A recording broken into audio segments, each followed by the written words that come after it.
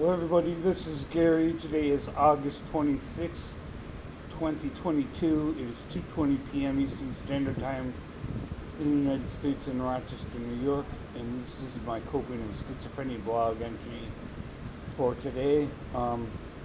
Today I'm doing okay. I went to see my psychotherapist today, and we just discussed about a lot of the things that have been going on in my life over the past few weeks.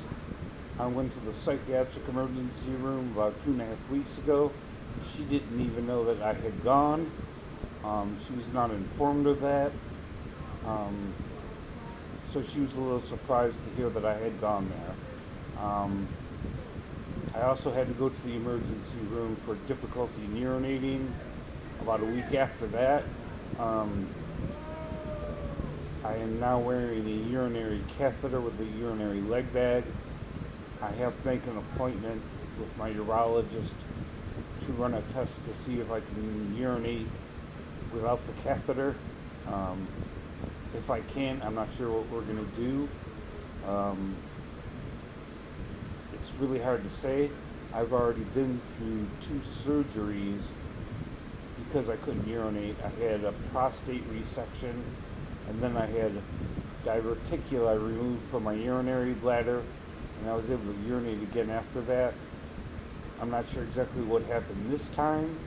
The only thing that I mentioned to my urologist that changed just before I couldn't urinate was my psychiatrist increased my Zyprexa by 5 milligrams, and so we reduced it by 10 milligrams, and then we're going to test to see if I can urinate in a couple of weeks on the lower dosage of Zyprexa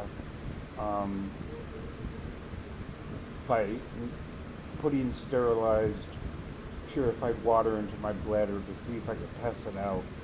And if I could pass it out, then that probably means I can urinate again without the catheter. My psychiatrist didn't want to necessarily reduce the Zyprexa. We're going to have to keep an eye on my psychotic symptoms like my auditory hallucinations, my paranoia, and my delusions, and my anxiety levels. I'm still taking some Zyprexa at night at the same time I take Klonopin. I still have the Klonopin for anxiety. I'm still taking Seroquel 600 milligrams at night, and I'm taking a plethora of other medications for psychiatric, medical, and side effect reasons. None of those other medications have changed in dosage or frequency. I'm just taking it one day at a time and doing the best I can, sticking to my daily schedule. I do consumer surveys online for extra money. I make these videos. I do my exercises and physical therapy exercises every day. I meditate every day, and twice a day actually. There's a lot of good videos on YouTube for relaxing, meditating, self-hypnosis, that kind of thing. I recommend people like Michael Seeley, Jason Stevenson, Meditation Vacation, Tansy Forest, Michelle Sanctuary, and there's a few others that I can't remember off the top of my head. But there are plenty of self-hypnosis and meditation channels on YouTube.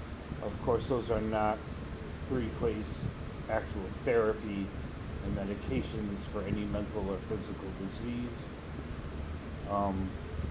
but I find them helpful. But beyond that, we're just keeping an eye on my symptoms, especially my psychotic symptoms, and taking it day by day. Like, comment, share, subscribe.